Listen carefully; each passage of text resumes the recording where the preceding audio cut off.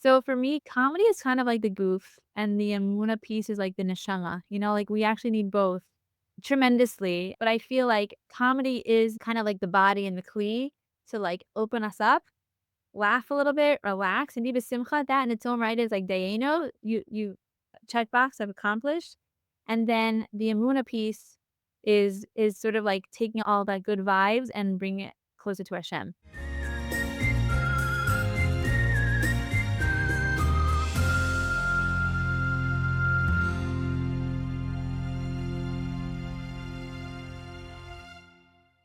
Hello, everybody, and welcome to Anything But Traditional. I'm here today with the incredibly famous Shoshana Charnoff, aka Shoshana Shazam, and I'm so excited to have her here. She co directed the JLIC program at Queens College, fostering Jewish learning and community for several years. 6 years ago, she made Aliyah with her family, settling in Israel to begin a new chapter. Today, Shoshana is an emerging Orthodox comedian and inspirational speaker. I've been to 2 of her speeches, and it was incredible. Everyone should hear Shoshana Shazam. It's awesome. Her events are called Comedy and Emunah, which blend stand-up comedy with moving stories of faith. She's also an avid runner, dancer, cook, and a dedicated wife and mother to 3 children. Shoshana, I'm so excited to have you on today. And without further ado, let's get into it. So, Shoshana, where did you grow up and what was your family like? Okay, first of all, thank you, Tamara, so much for having me. I'm inspired by you and everything you've accomplished in your social media and your podcasting. It's really great to see you in your great element. I'm originally from Philadelphia. Well, It's a great place to live. Horrible for Jewish geography. You're from Philly? I'm from Cherry Hill. Oh, okay. It's like Philadelphia's cousin, where there's a kosher restaurant. You know? I don't know if there's so many kosher restaurants. Oh, there's one. There's like Cherry Grill. But That's I it. mean, That's everything the that we one. did was in Philly. My Yeah, parents looked into Ballackinwood and they looked into Cherry Hill, but they could get more in Cherry Hill, totally. so we just moved to Cherry Hill. But everything was in Philly. I'm a thousand percent. I didn't realize that. So yeah, I grew up in Northeast Philly. I grew up in a little split level home in a quiet street in Upper Philadelphia, and Wait, you were yeshivish? no, no, you guys. No, I grew up in the greater. I grew up in this little. I didn't grow up in the era of. I grew up just in my own little world of my parents and my sister. I had a really interesting, like, simple, pure, wonderful upbringing. I just didn't know that it was out of the box, right? Because it wasn't like inside the neighborhood. I didn't actually go to the Orthodox schools. I went to Salman Schechter for elementary school. It was like amazing. Now I'm crumbing. Yeah, you went to Schechter I also? also went to Schechter. I went to So I went to Kelman in Cherry Hill, so not Philly, Oh, but I okay, did go to okay. Schechter. So Schechter, which is now Perlman in Elkins Park, because my mom really, really valued like a very strong education, and I learned all of my original love for Israel began there. My strong Hebrew came from there, and then I went to a Kiva Hebrew Academy, which is now Barrick.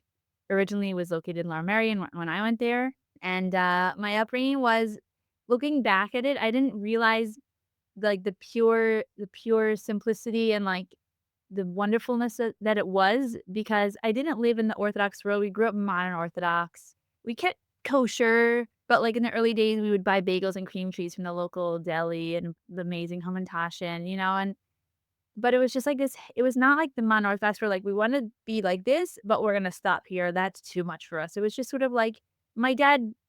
He's actually his own story because he was the youngest of 8 kids, the only one who ended up becoming religious in the 1940s. His parents are the classic, like, immigrant story, came from Russia, 8 kids. Most are, like, loved Yiddish and the culture, but they didn't have day school in that era so much, and so my dad ended up going to yeshiva. He met this really amazing guy who I still am connected to, who is in his 90s now, and so Wow. he came out of yeshiva, got married late in life in his late 40s. My mom was in her 30s. They had each of us, and we just lived in our own little neighborhood. We didn't live in the area of, so it was just sort of this, like, pure, simplistic, like, really wholesome childhood that I even now will look back and be like, my dad was trending, my mom was into education, my dad was trending health before it was trendy, like, fermented foods, sauna, no aluminum, like all sorts of things that were not even in vogue in the 90s. It was a good time. A lot of simcha, a lot of mom made lunch, dad made lunch, mom made dinner. That it was super chill and super balanced parents. Just like nothing to write home about, just like simple and good and wholesome. Yeah. How was that, though, growing up with parents that were a little bit older? Or you didn't feel that? When I was very young, I didn't notice, like I didn't know. 'Cause when you're 3 and 4 and 5, you're just in your own world, and then I remember when I was, like, in 2nd grade, someone's like, "Well, my dad's 29." I'm like, My dad's 63," or something like that, and someone said to me, like, "Oh, what radio station do you listen to?" And they were like, "Q102, what about you?" I was like, "Barry Reisman and the Barry Sisters?" That's Yiddish. It's like Yiddish music.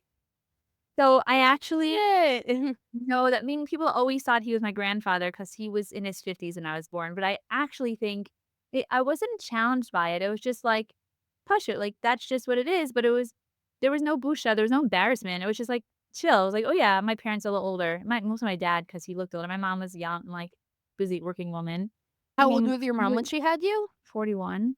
She Oh, just wow. had us. Also, on top of that, we were, like, the minor Orthodox family in a conservative school, so, like, I was a little different in that, like, they had to make sure there was, like, a kosher food for me, or, like, I kinda went to the birthday party because it started 2 minutes after Shabbos, and I had to get there 20 minutes later after Shabbos was over. So, I blended in, but I was always a little bit, like, out of the box. We did live in the Eruv, and we also went to conservative school, but I was, like, a little bit religious, and so I never had any expectation that I was flowing with everybody because we kinda did our own thing. Not to be like Dafka, just, live a good life of Hashem and Emunah and dinner and homework. Are you the oldest or are you the youngest? Now I have an older sister and me. That's it. There's 2 of us. We're pretty tight. Wow. Oh, yeah? You guys are close? Yeah, and, after Akiba, I went to Midrasha Harova for a year and a half. Um, and Madrasa Daraba was also an out of the box choice for me because most my grade did not spend a year in Israel at all. My school actually had a program, which I think they still have called they would go to Alexander Muss High School for a semester in 11th grade, which I thought I would do, but the year our grade was meant to go, it was like the heat of the Intifada, the height of the Intifada, and so Oh, they ended up wow. canceling Muss that year and then replacing it in, like, the last quarter of 12th grade, and my mom said, "You can either go to Muss, or you can go to seminary, like, you can't do both." So, I was like, "I think I'm gonna go to seminary." So, that's what I did. Midrash Rova blew my mind because if you had gone to, a Jewish day school, Orthodox day school your whole life, and you've been learning shiurim and avodas Hashem, it's just, like, more of that and maybe a little more inspired, but I had not been learning all of that. My greatest religious inspiration I had my little religious awakenings along the way. I feel like you're gonna ask me that, so I'm just answering for you. Um, my religious awakenings happened sprinkled along the childhood. First of all, my dad and mom both were, like, kulo Emunah, really into just, like, Hashem who's running the world, and, like, my dad would just take me onto the boardwalk in Atlantic City and be like, "Look at this beautiful ocean that Hashem created. Look at the sky." Speaking of Atlantic City, so my dad was a rabbi. Like, in my era, he was rabbi more, like, on the side. He worked as a school counselor as his main job when I was growing up, Cool. but he was a rabbi of Wait, this both of old your age home. parents were school counselors? They were. Wow, cool. Yeah, so on the side my dad was a rabbi practicing before he got married, and then once he got married in school at 8 day school education, my mom was like, "Alright, you're gonna go back to school, you'll be a school counselor, we'll get a pension," you know? Um, but on the side, he was a rabbi at this old age home assisted living called Seashore Gardens, which at the time sat if you know Atlantic City, you're driving into Atlantic City and you get off at exit 2, I think. You turn right and, like, right on your left side, there's a boardwalk. I feel like you'd know this, Tamar, 'cause of Cherry Hill. There was this beautiful former hotel turned, like, assisted living and old age home, so he used to lead davening there all of the like, Chagim. Roshana, he would go by himself Yom Kippur, Sukkot, Pesach, and what did that mean for us? That we would all go down the shore for all the Chagim. So when I was very young, he was I don't know if anyone here is out of New York, but out of New York, you don't see kippahs and religious people walking down the streets all the time, so he was on the boardwalk, and he saw I kind of imagined this story, but he saw another man walking down the boardwalk with the black hat, and that was Rabbi Rappaport of Atlantic City, And he was like, "You have kids, I have many, good yantif." So that was my introduction to the Rappaports. And I just became like part of their family growing up. So that for me was like I would be Nice. like Rappaported every time I would come out of their house after a few days. My sister would be like, "So do you still wear pants?" I'm like, "I don't know, maybe, maybe not." So do you eat cheese out? I'm like, "I don't know, maybe, maybe not." So that was already like my knowledge of like this sort of like other type of like way of living. Meaning we had Travis, but it was just a little more. Well, wait, Yeah. I'm just a little bit confused. So the Rappaports came into your life when you were like in high school, elementary No. school? So we used to go down the shore from like when I was 5 till age 14. And the Rappaports at the time lived next door to Seashore Gardens. So we met them. They had kids. I fit nicely between, some of the sisters and brothers. And actually, their oldest son is like is the TikTok Rebbe. I don't know, Rabbi Raps or Raps, whatever. Yes, Rabbi You Yap. know him? Yeah, of course. So I remember him when he was like a teenager. Anyway, like they're amazing. So that was like the early little sprinkles. I ended up also going to Camp Masora. I did this random Beis Yaakov program when I was 12. I came to Israel for a summer. So I had a like sparks along the way, a little NTSY. Where did you go in Israel for the summer? I went for one summer to Benos Chafetz Chaim because our friend that their daughter had gone. So I was also there out of my element 'cause it was like a very basic Yaakov. Remember, like, I bought all these long socks. Um, and so when I came to New Jersey Arova, I hadn't really ever learned like a deep shear, and my mind was just blown. Like the first year, Kali Rav David Millstone, he's the Rosh Midrashah.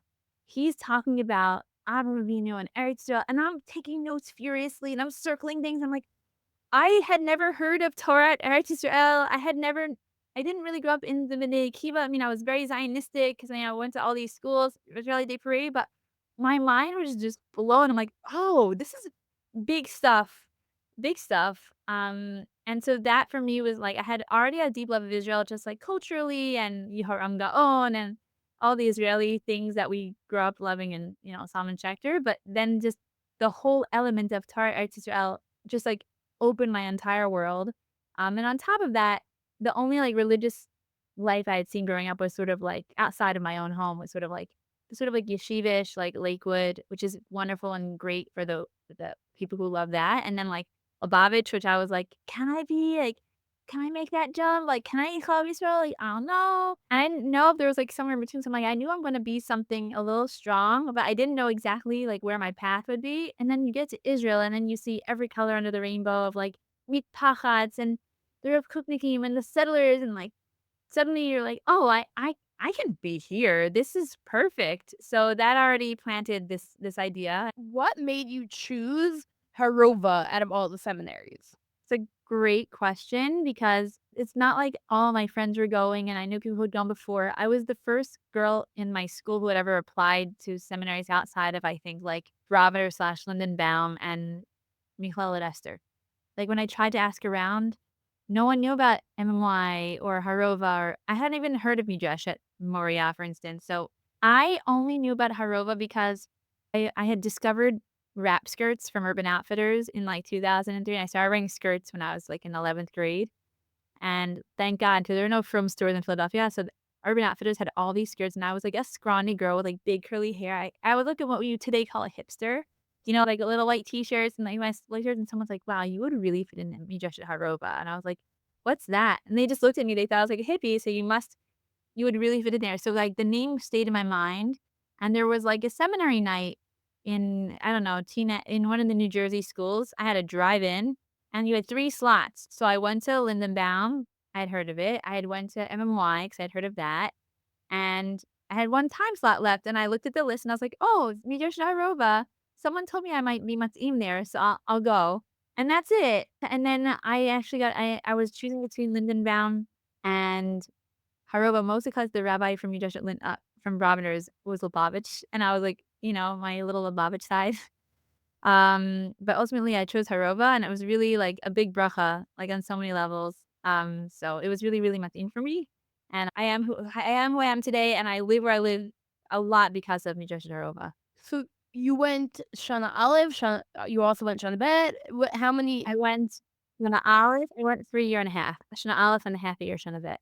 Wow, amazing. Did you ever think about staying after Harova? Yeah, I totally wanted to stay. My mom was like, "You're coming back and getting your bachelor's," in that voice. I was originally planning to go to University of Maryland.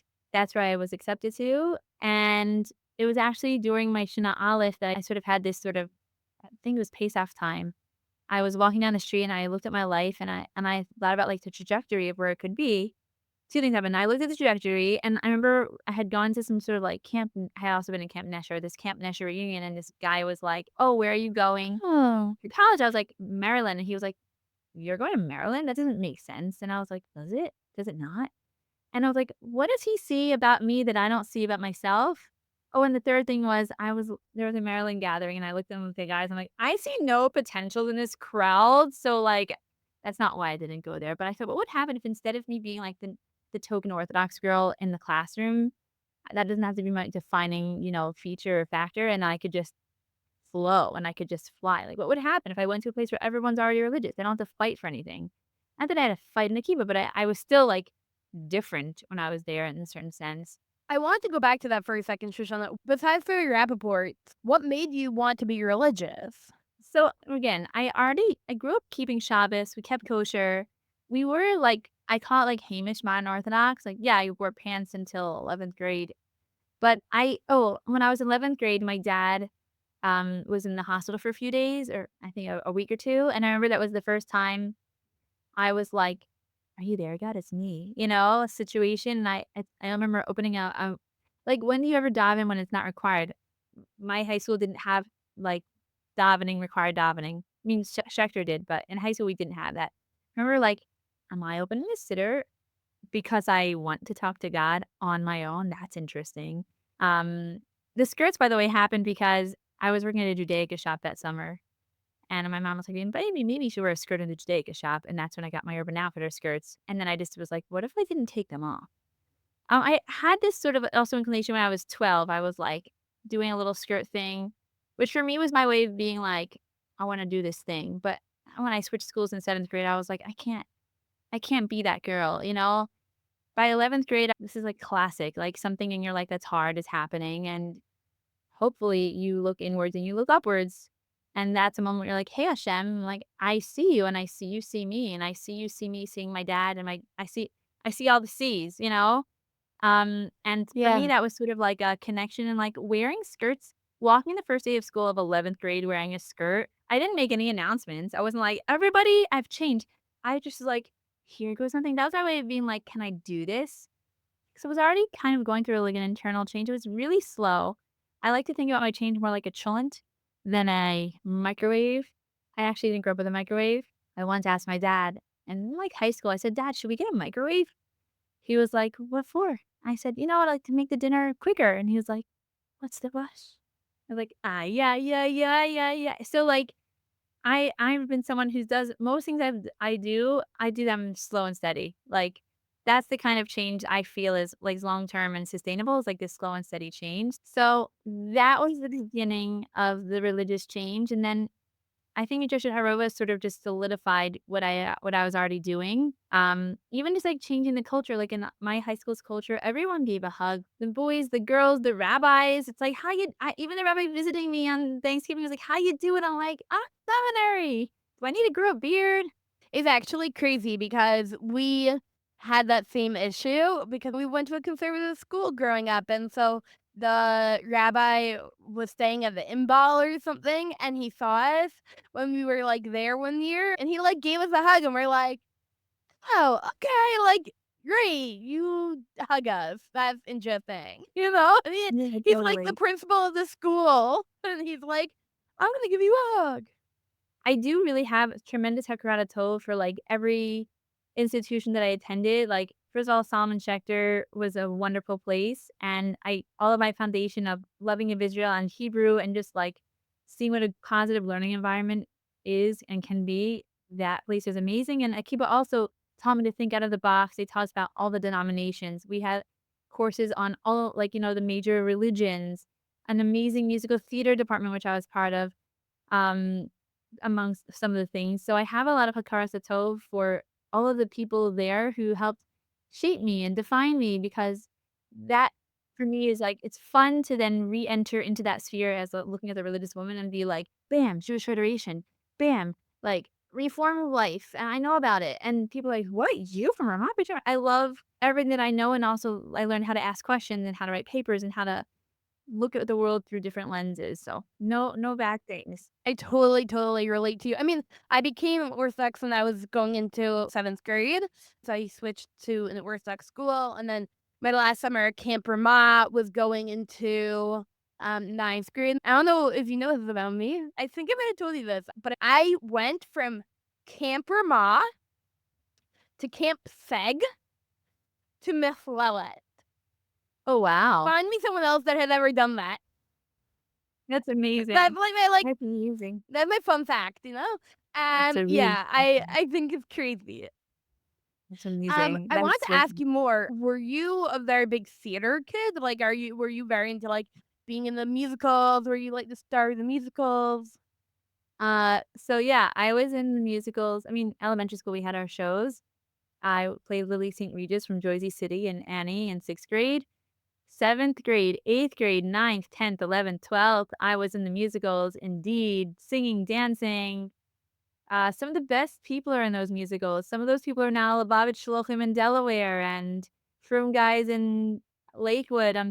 And all Akiva was an amazing place. So there were a lot of interesting people. But I did star in the show in 11th grade in 42nd Street. Um, Wow. yeah, that was a moment for me. So that was a big part. It was really part of my upbringing. We're gonna go on to, after Harova soon, but I wanted to ask you one last question. Why did your parents decide on Schechter and not an Orthodox school? I will tell you this, my mom grew up with, like, a tremendous value on education, like, that for her, like, you do everything for your kids to get the education that they need, a strong, balanced, dual curriculum, and I can't go into the details because I never sat and, like, interrogated my mother about why she chose, but I think the general idea is that she looked around at the other choices. Things have changed a lot, like, the Orthodox schools in Philadelphia are amazing now. Like, I'm like, "Can I just go back in time and go to these amazing schools?" But at the time, she felt that Schechter would provide the best education for us, and so that's where we went. There was no stigma. It was, "This is the best place." And I really learned from her because there's a lot of schools in the neighborhood, and I also send my kids to a school that isn't necessarily where everybody would send their kid, but I feel like that's the place where my kids will get the education they need and the foundation they need. So I really strongly believe that chinuch starts in the home, and I'm so blessed that I have and had parents who just learning how to live life and watching my parents' dynamic and those small moments, that's where I learn to be me. So I think every child is different, but I'm so grateful that I went to Schechter and Akiba. And yeah, so she felt like she wanted to make sure the teachers were strong, the education was strong. I can't say more than that because I don't know the details. I totally hear you. I mean, it happened to be that a lot of us from Cherry Hill, like, there was a handful of kids that went to the Orthodox shul and went to the conservative school. Like, I think it was Yeah, more like that back in the day. My mom always says that she didn't want us to go to the Orthodox school because they didn't believe in dinosaurs. And, like, you couldn't wear dinosaurs on your shirt. So my mom's like, okay, we're going to the conservative school. that's really And fun. that's basically what happened. But no, there was definitely a handful of us. Okay, so going on from Harova, so you were gonna go to University of Maryland, and then this guy from Nesher said, "Why would you go there? Because it's not for you." And then what happened? It's not like I changed because of a guy, I think we have to see, like when we hear a message, I really believe it's like it's not really about the messenger. It's Hashem sending me a message. It's through this guy at this random Nesha reunion, and it hit a chord that already was percolating in my soul. And that mixed with her walking down the street and Sanhedrin or Chevet over Pesach and sort of having a flash of what would happen if I just changed the direction of where I'm going. And sometimes we get those flashes, and we sort of forget about them, but sometimes, if we're lucky, we catch it, we hold on to it, and we feed it, and we water it, and we see where it goes, and so that is kind of what I did. I said, "I wanna station a bet and I want to go to Stern. My friends, when I said I'm sanctioned a bet, were like, yeah, we were waiting for you to decide because we all knew. I'm like, I didn't know. I didn't see what you saw, but I was on a trajectory and I'm really glad. There was wonderful for me. And so when did you meet Robbie? So that's a story into itself, but the shorter version is that actually when I was in Harova, I met someone getting off the bus from the airplane when we got to Harova, still one of my closest friends, and she went to high school with Robbie, Where did and Robbie go to so high we school? kn Robbie went to Hermas. Um, so I met Robbie right in the Roba Square in, like, the first few weeks of Harova through my Wow. friend. Just dumb, like, hanging because people all hang out in the Roba Square, and they did. And we even went for a little walk, and I was like, "Oh, he's really intense." Anyway, I was not looking to make boyfriends, and I was not looking to befriend boys at that time, so nothing came of it. And then a few years later, while I was in Stern, a few different friends suggested him to me. The first time I actually said no because I was like, I met him a few years ago, and also maybe I heard he flipped out, flip-flopped, you know? The second friend was like, I know this guy who wants me to go. Yeah, he loves Torah, he loves Hashem, you should go out with him." And I was also very busy at the time. I was the president of TAC, thriving in an environment. I lived my best life in that way as a student leader at Stern College. That's incredible. And then a third friend, um, a few months later was like, "I just went on 2 dates with this guy. I didn't think he was for me, but I thought maybe you'd like him." And I looked up to Hashem and I was like, "Are you trying to tell me something?" Third time is a chazaka. So my last year, Stern actually was married. Wait, so you were the president of TAC when you were married? Well, so I was a president of TAP in 2007 to 8. They had something called a fifth year scholarship. And because I was student leader and my dad had at that time like almost died, and it was just like a very hard year. And then I had more I wanted to study, so I actually did like a bonus year, and I actually graduated in 2009. Got it. Got it. Yeah. Wait, so what did you major in? Okay, I was a very naive young person, and not to say that, like, I didn't actually know about a lot of the jobs there are now. I'm like, "Wait, you could be a food scientist?" That wasn't on the list on the wall of Stern. It was like doctor, lawyer, teacher, rinse and repeat. So I was originally a journalism major, Cool. which is, like, under the scope of English, but I was a journalism major. I spent a summer and a lot of it's writing, news writing and feature writing, all sorts of it's a lot of writing. And I actually spent one summer in that time. There was a summer internship program called Yavne, where you could do an internship in Israel. So that summer I was in Israel was the second Lebanon war. And I remember it happened to be there were no internships at JPost. So they put me in AACI, which is like an organization that helps Olim. They kind of predate Nefesh B'Nefesh. And I remember someone from my program who was interning at JPost called me at AACI and was like, "Hey, we want to write about what you're doing." Because we were in the middle of we were actually finding housing people from the north, the people into the rest of the country, which Wow. it's so wild that we're there again, that they're kind of Yeah, displaced. seriously. But, I remember saying to myself, "Well, what side of the phone do I wanna be on in my life? Do I wanna be on the phone writing like, on the side writing about it, or do I wanna be doing it?" And I think I'd rather be doing the thing. So, I was technically a journalism major, but I graduated just as an English major, but my goal was to go into Jewish nonprofit work. So you wanted to get involved in nonprofit work. And what was your first job? So, then I got married in the midst of all of this, thank God. That happened quickly. Not quickly, but we got married, and then as we were finishing, we were like, "We're gonna actually make Aliyah when we get married." That's what we thought we are gonna do. Robbie had a year to finish in YU, I had a year to finish at Stern, and then our plan was to go to Israel. Oh, We were great. also, like, young and naive. They say, like, "Get them young and married young and stupid." So we're not young and stupid, but we were very young and naive. We didn't really know about life. We lived in the Heights.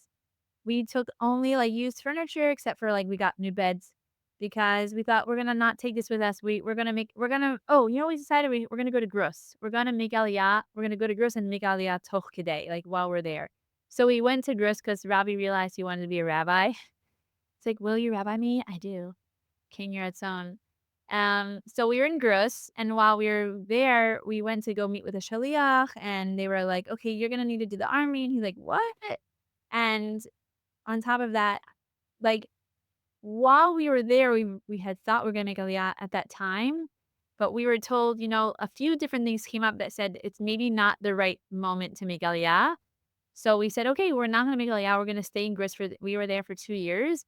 And like with a heavy heart, we actually came back to America, and we were advised to go back to America and build ourselves up because someone was like, do you have someone to like give you tons of money every month? We're like, no. They're like, do you have like advanced degrees? Like, no. Do you have like a backup? And they were like, not at all.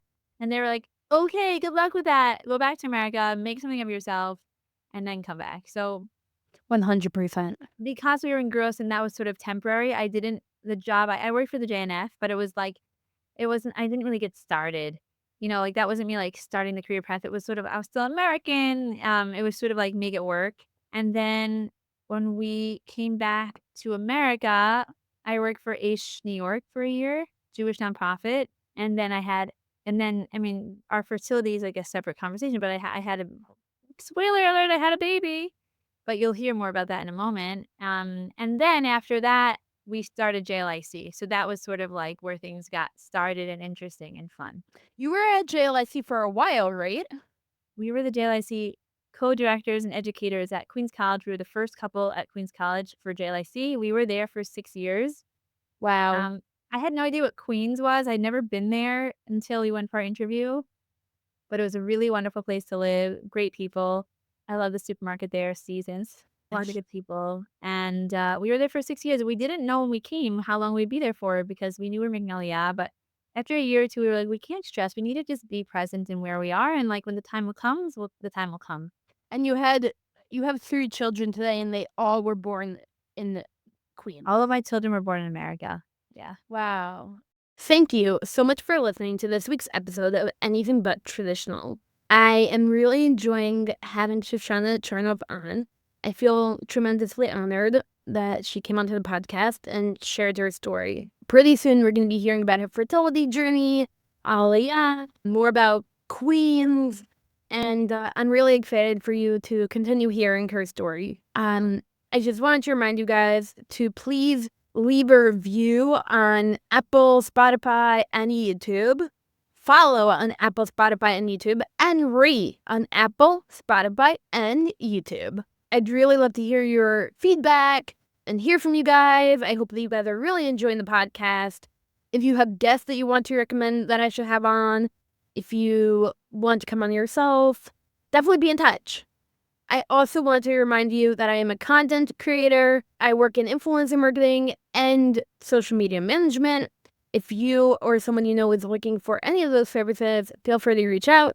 My website is tales-of.com, and my Instagram is Tales of Tamar. So definitely find me there. And back to this week's episode. So one of the reasons that I started everything that I do in terms of my podcast, in terms of my page, all of that, I think that for me, I've always kind of struggled with being an out-of-the-box personality, especially in the Orthodox Jewish world. And, like, in the conservative world, maybe you'll tell me, like, you didn't feel this, but I felt like a little bit more openness, a little bit more, like, people had bigger personalities. I don't know, it was just different, openness and stuff like that.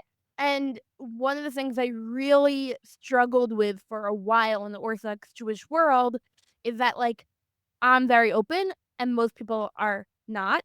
And there's a lot of, like, people that are, like, idol-meidol and, like, and, like, whatever, and, like, just very innocent and whatever. And so I'm curious to hear from you if you felt that at all, and also if you did feel that, how you've been able to navigate the community with having such a big personality. Well, do you think I have a personality that's big? Well, thank you so much. I take that as a compliment. Do you I not? I don't know, I guess I do. I think that I learned a lot about the Orthodox community on campus because on college campus is, like, where everything's happening. I remember I was once at a Rebbitzin conference, and they said, "Whatever is happening in college campus, that's gonna trickle down to the community. This is the first place we see it." So I got to really be, on the ground. At first of all, Orthodox community is so diverse. We even on campus had, like, several programs. We had an all-women's program, an all-men's program, we had mixed guys and girls, different things for different types of people. There I really felt I could just be myself, my authentic self. Um, so I guess because I've always just been myself, I'm just myself. And I think eventually that people appreciate authenticity. So I don't know if I ever felt like I couldn't be my full personality. I just know like honestly, I only feel when I'm with Israelis and I don't have the quick wit that I can do in English. I can't, or like my jokes just go over their head and I'm like, "אני יותר מצחיקה באנגלית," and they're like, No, but "Oh." even your personality, even in the Orthodox Jewish world, maybe like your personality is more out of town. You're definitely an out of towner when it comes to like New York, New Jersey. Like, I don't know, you never had that in like Stern of like, oh, I'm an out of towner. So I definitely noticed being kind of other when I was in Stern, but I also ended up connecting myself and surrounding myself. We said this before we started, which is like I think that you eventually find your people who just appreciate you as you are. And I try not to actually think about the other because what is the other? It's like this untouchable imaginary feeling that we feel. But are people really thinking like, oh, she's so this or she's so that? I think I'm used to being a little bit not like everybody else. So everyone experiences that otherness differently. For me, it doesn't stress me out because I was like the kid with the older parents or the Orthodox girl in the conservative day school or the modern one in the Beis Yaakov summer program or the out of towner in the New York Masorah program. Like I was always a little bit not in a bad way, and there's no judgment on those things. They're just like practical things, and so I never imagined that I needed to be just like everyone else. My goal is sort of just like Hashem gave me a soul and put me in a body, and my job is to be an avid Hashem, and that's my goal. Like, Wow. we live on a street that's a little bit Haredi, and sometimes my kids will come in and say, like, "Mommy, like, the boy asked me where I go to school because 'cause I'm not in cheder," and he's like, "What's a shiksa?" I'm like, "Aaron, are we of the Hashem? Are you a good Jewish boy? Tzitzis, payas, you're learning Torah, you're learning Avo Sabanim? Yeah. Do we keep kosher? We read Hasidic stories? Yeah." I'm like, "We have no busha. We're of the Hashem, so there's no need to worry," because I said, "Just, outside of our street, there's a lot of people like you. We just don't always see them, but in your school, you're like one of all the kids." So I think it's sort of just a perspective to say, like, we just kind of look forward and not worry and look around. Like, there are moments where I feel a little bit different, more if I go to, like, a more Haredi place where I'm visiting, like, Kiryat Mutskin, Sorotskin, all those places that we've heard of, and I'm like, "Oh, I have a smartphone," like, "Oh, I'm wearing leggings." I'm okay with it. I'm just sort of like, "This is me. Meet That's me." awesome. And I That's think awesome. eventually people in those communities will, like, speak with me and they're sort of, like, refreshed, like, "Oh, wow. They didn't know that all these things can come together in a perfect package." Just You're kidding. such a role model, Shoshana. Oh, thank you. And okay, so you were working at the JNF, then you did JLIC, and then what did you work at when you came to Israel? So when I first got to Israel, I was advised by Nefesh for Nefesh. They were like, "Listen, I had just had a preemie and I came with little kids." She's like, "Don't even pretend you're gonna work in the beginning because you're gonna be running around to appointments and therapies, PT." So the first year I didn't work. I did do some short stint to fill someone's maternity leave, but I really didn't work the first year. And then by the second year, my baby was in gone, and I work for Yeshivat Har Zion. I work with the head of fundraising, donor relations, a lot of the back end media and graphics. That's And amazing. that's my day job. That's amazing. So, okay, so that's your day job. By the way, very different hat than like JLIC and you sh 100%. you should Google photo like women's Torah learning. I am literally a photo stock image with this other young amazing woman named Rena. We're just learning. Nice. Nice. So, okay, so that's your day job, and your night job is that you are getting into comedy and doing comedy shows. And where did that come from? When did you decide that you wanted to be a comedian? How did that begin? What got you into that? Okay, it's a great question. Thank you for asking. I think that it turns out that I've been trying to make people I like making people laugh. I'm not trying to make them laugh. I like joy and I like simcha and I'm always getting people to laugh. It's just something I do in my like day to day. And there are three things that stick out of my mind. One is an unusual one, which is the laughter. Well, I made people laugh in Harova. I definitely did a little bit of, like, stand-up before I knew about punchlines, and when I was sitting Shiva my father passed away 10 years ago, and I was sitting Shiva for him, and, I sat Shiva first in Philadelphia, and then I came back to Queens, so my students and people in our community could visit me, and I sat there by myself. I remember I was sort of like on a rotation of 20 minutes. I was just telling the story of my dad. He was also like man full of simcha and made jokes in Yiddish and had a really inspiring life story, and I wanted to sort of like present that to the world. I want the funny things to be funny and then the moving things to be moving. And I remember I would like tell the story on like a rotation and then like I would tell a story and like I wouldn't get the laugh I wanted. So like the next round that I told the story, I would like tell it again but funnier and people laughed more. And at a certain point, I had like a 20 or 30-minute like I don't want to call it a bit because it was like my dad's life, but funny and inspirational and tears to the point where like on a multi Shabbos, everyone's sitting there listening at the Shiva and my husband would be like, if anyone wants to go, and they're like, no, no, no. We're into it, and, like, I got emails afterwards, like, I laughed, I cried, I know it's weird, but it was, like, the best ship I ever came to, and that combination of making people laugh and also inspiring them was, like, something that really touched my soul, and I was like, I don't like sitting Shiva, but that was really awesome. It was a really like, it actually nourished my soul to engage people in laughter and in crying together, and I noticed in the shiur I used to give at JLIC at Queens where I would give a shiur, and I like making people laugh, and I like inspiring them, and in the middle, there were source sheets, and on top of that, I was a college teacher, and a lot of times when I wanted to make the material relatable or make something that seemed a little intimidating or scary, a little more like it's not a big deal, like, make a joke out of it, not make fun of it, God forbid, but, like, just normalize it. I did it through comedy. So, that was for me, like, comedy didn't come from a place of, like, "I wanna be a stand-up comedian." Like, I wanna get up on stage and, like, smoke cigarettes and, like, make jokes about refrigerators. I was like, I actually like to use comedy as a way to, like, normalize vulnerability and create a place of connection. So for me, comedy is actually, like, a lot deeper than just making jokes. There's, like you could be a comic where anyone could say the same lines and it wouldn't matter who said it, and then there's a comedian as this is like the tour of comedians, which is, like, only I can say those jokes because they're authentically me. So realizing that I had this co-op to make people laugh and also inspire people, I said, "Wow, like, let me do something." So that's where comedy and Emunah was born because, as we'll get into later, I think I have a lot of really interesting experiences with fertility. Also, a lot of my life is inspirational, but I've honed in on that piece of fertility and, making having children making children.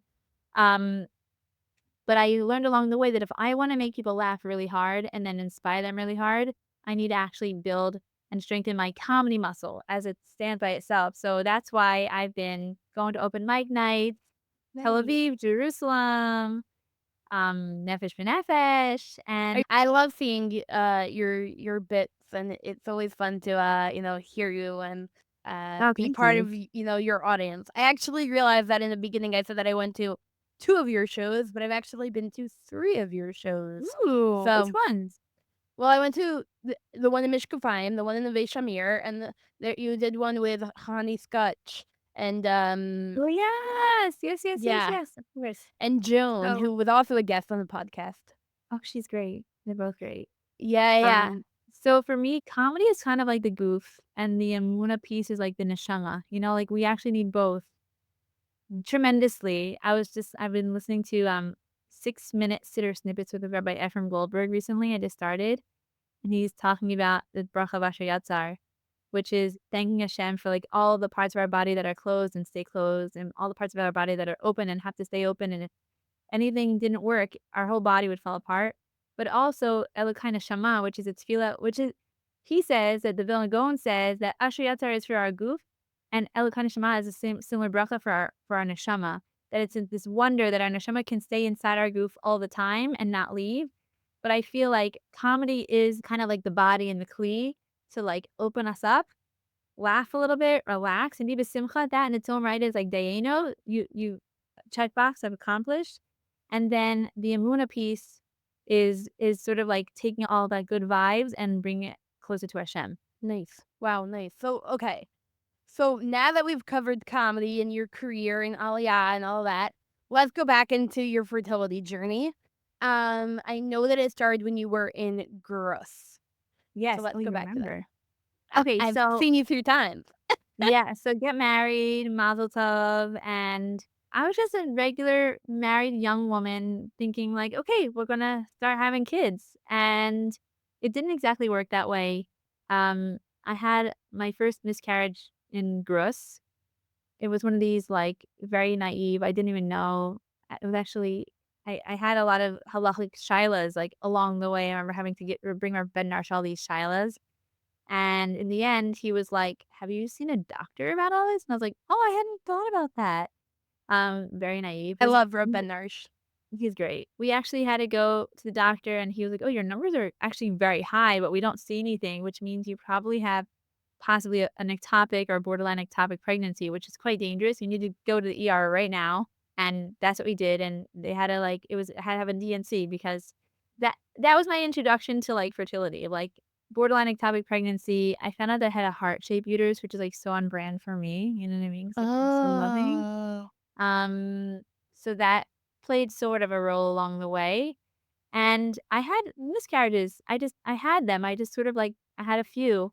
At a certain point, it was, like, just sad. It was just upsetting because I didn't know why, and we davened, and so when I think about my fertility as a whole, I'll just take one step back. I think of Emunah sort of 3 ways. There's Emunah Pshuta, which is like, the story of my first child, and then Emunah like Emunah B'chibazon, which is my second, and then the third one is called slow burn, the enduring. So this was sort of like Emunah Pshuta, like, we had a hard time, bunch of miscarriages, and then on our way out of Grus and also, of course, I was, like, the token kvater, like, always the kvater, like, always the bridesmaid, never Do the I bride. know? I was the t I like, when you become the token and we were in Grus, so thank God everybody was really fruitfully and multiplying? So there we were, kvater after kvater, and thank God, on our way out of Gross actually, I checked to see if I was pregnant before we went to America because I wanted to make sure for insurance purposes, and I was not. So, okay, but we go to America, and I start having pain and aches, and a week or 2 in, I actually thought I was having another ectopic pregnancy, and we didn't have our insurance organized because of the change of countries. I had to go to the ER, and my mother-in-law took me, and I remember I actually had a job interview that morning, like, "Can you delay?" I'm like, "Sure, okay." I had an interview for a job. Then I went to the hospital, and I assumed I was having a miscarriage because I was having a lot of pain, and I go, and they're doing the ultrasound, and I hear the women next to me, the doctors and nurses had very strong accents, and I hear, like, "Da da da da, heart, da da da," and I'm like, "Oh, yeah, heart, of course, heart-shaped uterus." And my husband had made it there at some point, and, we assumed I'm gonna hear bad news or worse news, either miscarriage or something worse. And as they finished the ultrasound, they said, "Oh, yeah, we hear a heartbeat." "Really?"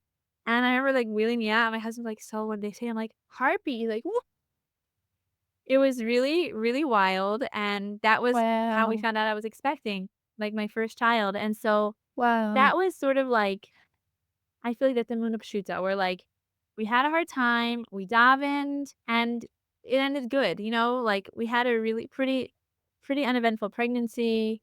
We found out my daughter had a hole in her heart when I was pregnant with her, but honestly, Baruch Hashem, she's fine now. She had a surgery when she was 8 months old, so, like, had a pretty normal delivery. I was technically high risk, but she was born and it was great. Can I ask you how long after you got married was she born? So we got married in September 2008. She was born in February 2012. So I really think that was just like a Muna Pshuta, like, oh, that's how it works. Something hard in life comes, you dive in, you go through the hardship, and then Hashem brings the salvation. And I really was convinced that whatever was blocking me from having children, like whatever that was causing miscarriages, it was over and the floodgates were open. And now, we could go on to just have all the kids we wanted.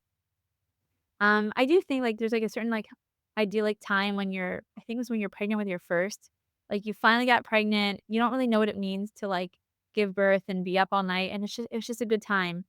Um, but after Lisa was born, my daughter Eliza, I think a year or 2, the doctor was like, "You probably should figure out why you're having miscarriages," because I ended up having more miscarriages after she was born. And the floodgates had not opened as it turned out. So that is what I call Amuna B'chipazon, and you'll see why soon. Um, How many miscarriages did you have in total? at a certain point, like, you stop You stopped counting. It's counting. like when Yeah. people are, like, dating for a million guys, you're not like, "Wait, 5?" I mean, maybe some people have, like, a little, like, notch on their wall. I think I had 1, 2, 3, 4, maybe 7 or 8. Like Did you maybe have any, like, late or it was all, like, early the miscarriages? latest was like 11 weeks or Oh, maybe wow. 10 weeks. So nothing that warranted any like delivery. It was all Right. like DNC or Cytotech, which each has their milas and uridas, like I think depending on your circumstance. But um at a certain point, it's funny that same friend who I met my husband through, I was still in touch with her. And I remember she said to me, like we were afraid to figure out what was causing them. But she's like, "You don't have to do anything about it, but you at least should know what your body's doing and why." So, like, we did we did do testing, and it turned out, like, whatever was going on, it was because of me. My husband's, like, super type A and organized, and it wasn't something that my parents, were fine. As I mentioned, my mom had my sister and I without any issues in late 30s, early 40s. Um, and they said, "There is something in you, Shoshana, that's causing these miscarriages. And really, your daughter is like one in a million. Like a lot of the other situations would not be viable for, life." Which made me realize, like, wow, she really was like a one in a million. It's like, so then a friend of mine said afterwards, "So now when you find out you're pregnant, how do you feel?" Because at that point, I realized the reason why I was having all these miscarriages because they were not viable for life. They just weren't.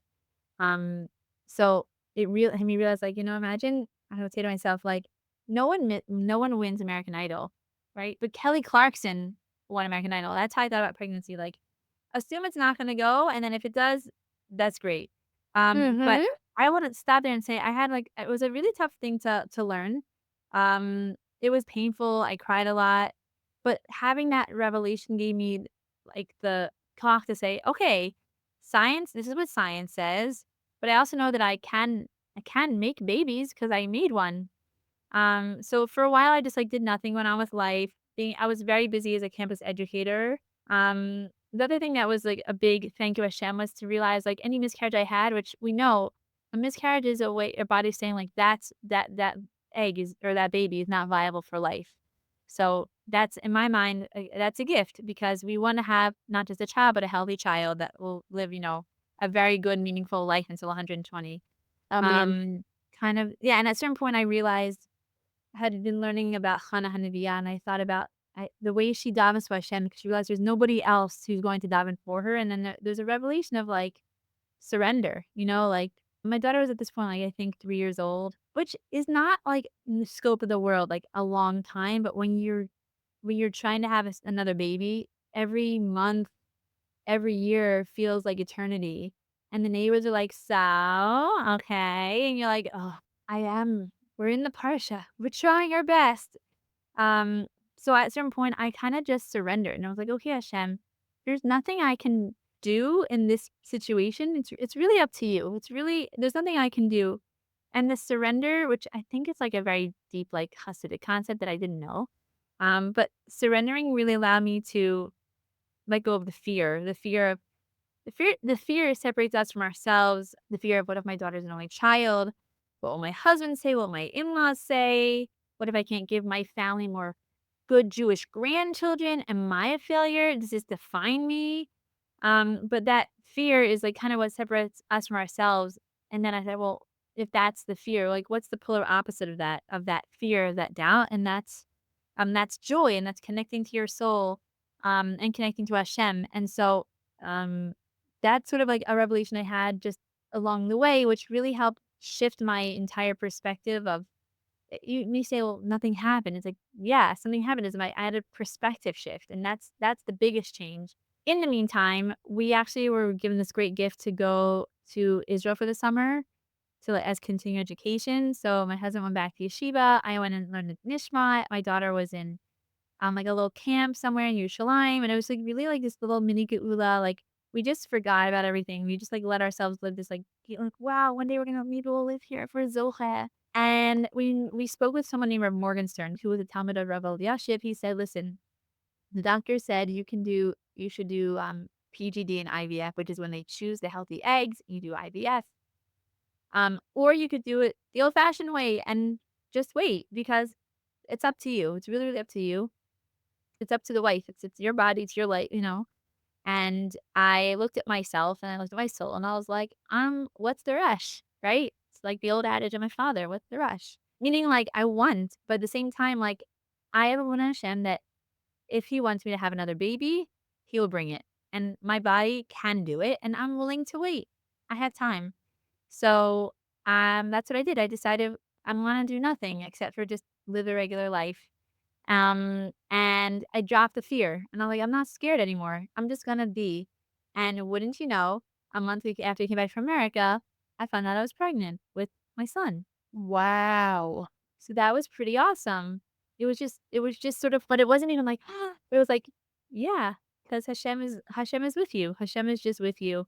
In that case, I did have to do an amniocentesis, so we couldn't like get super excited about it because we didn't know what would be until we checked that everything was healthy. Mhm. But at 25 weeks, while we were at a JLIC conference, we got a call, the all clear, everything was fine. Um, it's a story to itself, but my water broke at 32 weeks. Like one of those like movies, like My Big Fat Greek Wedding situation. We were at my husband's grandmother for a big bar mitzvah, and the whole family's in the house. And it was just at the end of Shabbos. It was like Shoshana's time, and my water broke, and that was like, okay, this is what I call like Emunah b'chipazon, where it just like happens, and we had to drive to the hospital like on Shabbos. We didn't even know about like Hatzalah. It didn't occur to us to think about calling Hatzalah. We just like we got to go to the hospital. We're gonna go. And we thought we were gonna be able to, like, they try to keep the baby in as long as possible, but I was actually having some sort of, like, contractions, and then the next morning, they were like, "Is your husband here? Is your husband here?" And I was like, "No, like, why are you asking?" And they're like, "He should come." I said, "Okay, Robbie, you should come."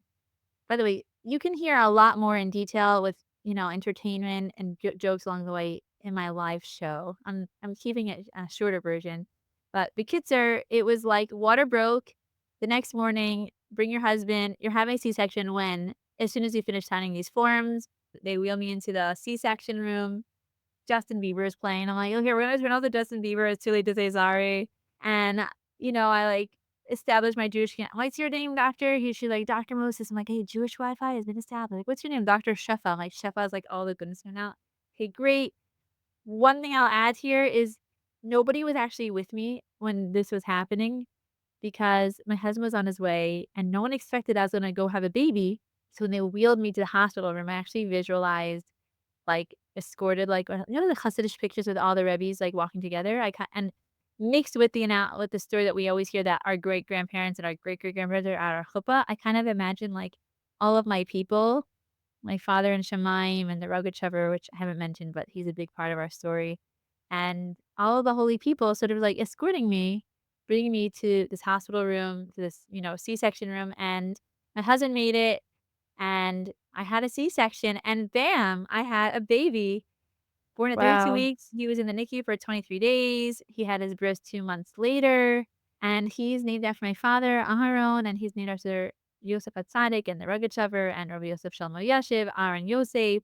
And Um, why the Rogatchover in it? my father's mother was from Rogatchov, and she knew the Rogatchover, so she was really connected to him, and so my father loved the Rogatchover. And one other, like, side story is that when we were in Israel that summer, I actually found a picture of him. I wanted a picture of the Rogatchover because I had once bought one years earlier from my father, so I sourced this picture of the Rogatchover and actually had it framed, and I put it up on my wall when we got back to America, and I wrote in my journal, like, I just put a picture of the Rogatchover on the wall, and the schus of this, I should be zocheh to have children. My father used to say to me before he passed away, because I was already having trouble then, he said, "Don't worry, you're gonna raise a door in the schus of the Rogatchover." Man. Many months later, I was going back in my journal, and I realized I must have gotten pregnant right when I put up that picture, so Wow. I don't, like, keep a tally there, but I was like, "Oh, that's exactly." It wasn't 9 months, it was 7 months because he was born early. So my son is born, and I was like, this is like Shiva Halom, like, I have this child after all this waiting, he's named after my father and drug fire. How old was your daughter? She was 4, and it was like, this is the dream, like, we made it, and he was born quickly, and the chipazon, and it was like, "Bam, you have to have this Emunah, your baby's gonna be born, you have a C-section," and I was just like we had a Shalom Zachor at our house, and all of our students came, and I was, like, sitting on the chair like a throne, like, "I'm a queen. I am the queen of Emunah. Ask me anything. I waited 4 years, and look, my baby came, and he's named after my father. I am the queen. Look how I held on. I am the queen of Emunah." And I really felt like, "Okay, I got my story ends." So that's where I thought the story was gonna finish. He was a beautiful, wonderful baby. Actually, when he came out of the NICU, I sang him Shalom Aleichem. My father passed away on Friday night. My son was born at the end of Shabbos. I brought him in with a like, sort of like a Wait, coming and that going. same Shabbos? No, like, my father had passed away on a Friday night somewhere in November, but that was like Okay. a Tzeis Kol Shalom, and my son was born. I kinda said Shalom Aleichem because sort of like Wow. continuity. So, when, like, you go on a vacation and then, like, it's a good vacation, you come home and you're like, "That was great." And then someone said, like, "Hey, go back on vacation." So, anywho, when you ask for something, sometimes you ask and Hashem gives you, and sometimes Hashem says, "I know you're not asking, but I'm gonna give you another." So that's what happened. That's what happened because my son was then 1, my daughter was 5, and we had put in an application for Aliyah. We're gonna make Aliyah next summer, our family of 4, and I really didn't know, given my history, if I'd have another baby or when and how. And you, like, had come So, to terms with that. yeah, I really relished motherhood with him. I relished nursing. I relished giving him solids, and I was not a rebellious child or teenager, really. I feel like my rebellion happened as a parent when I was like, I'm not going to give him rice cereal. I'm going to give him avocado and chopped liver and bone broth and flip him onto his belly to sleep. And he slept so well. Like, he had his head control, but I did everything on a whole nother level with him. And then so he's, like, a year and a bit old, and I find out that I'm pregnant again, which is wild. It's right before Yom Kippur, and I was like, "How did this happen?" I'm like, "Well, husband and wife love each other." Also, looking back, like, it was the summer, we were calm, we were eating well, like, I wasn't stressed about anything because my body I knew, like, I'm nursing and, like, everything I had been through, I knew, like, I had no expectation, I was not stressed in any which way, and, we're making Aliyah in a year, so, like, I'm not gonna bring a newborn to Israel. So Baruch Hashem, Little my did you woman's know. pregnant. So that was like Hashem is like, "This is me giving you something. This is my present to you. You're welcome." So Baruch Hashem, everything went pretty smoothly, and I actually had to have an amnio, same story, and then it's February, it's a week before our pilot trip. I'm 24 weeks pregnant, planning Adar programs at Queens College, and my water breaks. My water breaks, I feel it, and I'm, like, acting all normal, like, "Oh my god, my back," and yeah. So the day before something had happened and the doctor said it was fine, but this one was, like, happening. So I actually drove myself to the hospital, first to the doctor, and she was like, "Yeah, yeah, it's your water, you need to go to the hospital." I drove myself to the hospital. I got a parking spot, which is very hard to do at North Shore, and I remember I stopped in the gift shop and I bought about 5 York peppermint patties, and the guy was like, "You gonna be here for a while?" And I was like, "I think so." Like, I don't know what I'm in for, but I'm in for something, and in that type situation, I was just in complete shock. I didn't have time to Google what happens when your water breaks at 24 weeks. 24 weeks, the baby was just starting to be viable. So, I check in and the guy was like, "Who are you here for?" I was like, "Myself, I need labor and delivery," and I don't know where or how, I had messaged Rebbitzin Rappaport. Remember Atlantic City Yeah, Rappaports? yeah.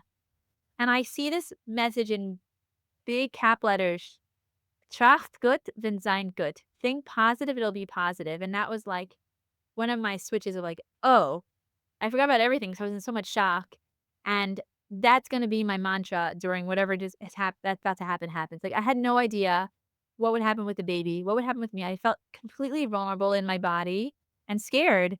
Um, and that I call Emunah slow burn because it wasn't like something's hard, you rise up to the challenge and then it's over. It was like every day, the baby can be born today or in 2 months because we're gonna keep me pregnant. They kept me in it's called antepartum, and, you know, I'm a co-director. My husband doesn't have someone working with him. I have just disappeared from my children at home. My youngest was, like, under 2, and and we don't know somebody with Aliyah. We don't know about Purim. We don't know about Pesach. I'm going to be in the hospital indefinitely, and we don't know when, and we don't know what's gonna be at all, and, like, every day I felt like Tom Hanks in that movie where he's stuck in the airport, like, I was just in this endless loop. So, that was many weeks worth of so much unknown. I actually literally planned my Aliyah, from the hospital bed because they said, "Are you gonna delay the I Aliyah?" remember I'm like, talking to you. yeah, well, we had lined up ending our lease. We had lined up ending JLIC. We had lined up ending our car. Like everything was lined up. What were we supposed to do? If we were to stay, we would never know when we'd get out and what and how. So we just kept putting one foot in front of the other. And it was really hard because Purim itself is hard to plan, and Pesach and in-laws and who's going to travel and who's going to be around and is there going to be a bris.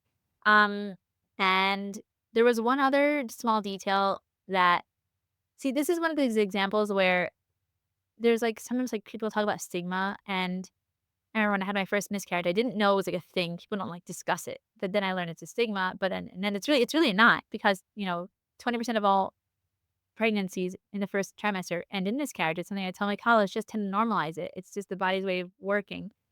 I don't know if this is a stigma or not, but I'm over it, and it's part of who I am, which is they noticed that my placenta was like a little bit attached in the back of my uterus, and they were like, "We're not sure what that's gonna be. We're not gonna know until the baby's born. So he has to be born C-section, and it's gonna be like we're gonna have to decide on the spot what's gonna happen."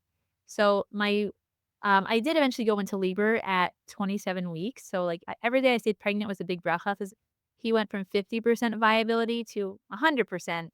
Wow. Every day he was in utero, it was just a big bracha for his lungs and for his brain and for his teeth, everything. And so when I finally went into labor on a Motzei Shabbos, they brought me into labor and delivery, and I thought I knew what to expect with a C-section because I had one with my older son, but it's a little different in this case. It was much more intense, and again, no one was there when it started because it was the middle of the night and we didn't expect it. And, in this case, actually, I knew in advance they were gonna have to put me to sleep because it was gonna be a potential, like, they weren't sure what it was gonna be, but I knew when I was put under that I might wake up fully able to have children again, fully not able to, but I wasn't able to process that. And the other thing I'll add is that the doctors had said to us a few weeks earlier, they said, "Listen, we see that this is your 2nd time having your water break early. We don't know why, but this will keep happening to you. Like, you'll keep having preemies." And we're like, "Well, what's earlier than 24 weeks?" There is no earlier. And we're like, "We really don't know. Um, and we're not sure how you should navigate that going forward after this baby because you're gonna have to figure out what to do." And I remember thinking, like, "Well, what do we do? Like, how do we manage that? How do we navigate that?" It's a very hard choice to make, for yourself and for on your future babies. It's also hard for the baby to be in the NICU, even though they don't talk about it. It's hard, it's hard to not be in Yeah. your mother's womb and, on your mother's chest. Yeah. So, I go and they put me under. My husband had made it, like, "Your husband's here, okay, great." And when I opened my eyes, I was in recovery, and my husband was there with his mom, and they were like, "We had to take the uterus." Because the placenta actually grew through it. This is a way that women die in childbirth. When they go to deliver the placenta, it's stuck and they have too much bleeding and they die. Like, this is how women have died many, many times. So I didn't have it in that way. Hashem organized it that it was already noticed and they were able to prepare for it. And it was 2018 and it wasn't, no, 1918. So in another situation, this is like how my story could have ended completely. Intellectually, I knew that. I mean, like, emotionally, I didn't understand that. I did ask the doctor. I was like, "I need to see a picture to understand with my own eyes that, like, you need to do that." He actually showed me a picture of, like, placenta growing through the uterus, like, it came to the other side, and Wow. that was the end. And then my baby was born, and he actually was in the NICU for 3 months, and he made it out. But, like, I had to hold so many emotions at the same time. I had to hold the joy of having a baby, the fear of the unknown of having a baby born 3 months early, and also, like, this very quiet shush, not hush hush, but it was very, very personal, very deep. It's easier to talk about something when you're, like, not in it anymore. But I was just fresh, and it was like, I'm 32 years old, and I can't have any more kids because I have no uterus. I had a Wow. hysterectomy, so it's Wow. over. So, like, 10 years of fertility and stories and emotion and pain and unknown and nida. The book closed as quickly as it opened. Um, so I really felt, first of all, Baruch Hashem, my son was in NICU for 100 days, and he came out, and a week later, he had his bris, and he is named Moshe Chaim, Moshe, and Chaim were the names of my husband's grandparents, and Moshe Chaim Lutzato, and Moshe Rabbeinu, who was born 3 months early, also in Adar. Oh. Also, he's born, like, they said that he was, like, inside his sack. I'm like, "Was there a great light? Like, it's in the midrash, you know?" Like, we I don't know, the lights were on, so we wouldn't have been able to see. You're hilarious. And for a while, I really had and then this is, like, where I think the reason why I think that my story is so powerful, and it's not really about it's a riveting story, in my opinion, but I think it's a lot more than that. We all have our place of darkness, and for a long time, I really marked his birthday, my son's birthday, is, like, my hysterectoversary, hysterectoversary, and my mom would be like, "Come on." I'm like, "No, like, that's the yurt side of my uterus, like, that's when it ended." And, for a bunch of years, I was like, that's my, like everyone has, like, their dark space, and, like, that's defines me, that's my scarlet A, and, like, that's who I am, and that's the thing that Hashem pinned on me. And it took a lot of, like, just self-learning and self-growth, and I was also in, like, a self-development chabur to understand, like, my story started long time before I was married and even before I was born. Like, my neshama existed in Shemaim, and I have a whole life to live and all the way to 120 and beyond. It's a part of my story. It's so part of my story, but it's not defining of who I am completely. And I say this with such ease now, you know, as if like it's so easy, but it's not easy when someone is going through any hardship, a fertility hardship, a spousal hardship, parental, financial, long-term illness, short-term illness, you name it. Everyone has stuff. And the question is, are we going to let that define us and bring us down? First of all, complete compassion for the hard things we go through. Like step one is just compassion and to know Hashem loves us completely as we are, but also know that it's part of my story, but it doesn't define me as who I am. And I think that when we can look at those hard parts in our life in a place of strength with compassion, it's empowering. And when I first started doing comedy Emunah, I didn't tell that last little detail because I was like, "Ooh, busha," and I'm like, "No, like, that's the whole point. That's the whole point." It's just I really feel that the comedy is what opens us up to, like, a greater Emunah in Hashem, and that's why I tell the story, to bring us closer to ourselves, to know ourselves better, and to, like, hold space for all parts of ourselves, and also to have us connect to Hashem because He loves us so much. And we're big For souls. sure. We're just big souls, so So, Shoshana, I have one last question. Do you have a pasuk or a quote that has gotten you through all of this? I know that there's been a lot of different things that, you've been through. Your life has been intense, but, do you hold on to a pasuk or a quote through all of this? Um, so the pasuk I think of a lot is Hazorim Bedima Barina Iksoru. Um, we plant with tears and we reap with joy. So that's something that I really connect to a lot. But it's interesting. Beyond that, I think of V'tahar libeinu avdecha be'emes. We should purify our heart to worship you and to be of the Hashem be'emes and like Wow. entirely Beinoni in my mind is like we should have a strong and a healthy body and put good things in our body so that our soul can be pure, you know, healthy foods. And I mean it, like healthy foods, movement, because our body and our soul are so intricately connected. You know, good music, positive people, positive environment, our emotion set, our mindset, all those things should be tahor and positive. L'avdecha be'emes, that we should be of the Hashem with emes, like honest with ourselves and honest with like the world we live.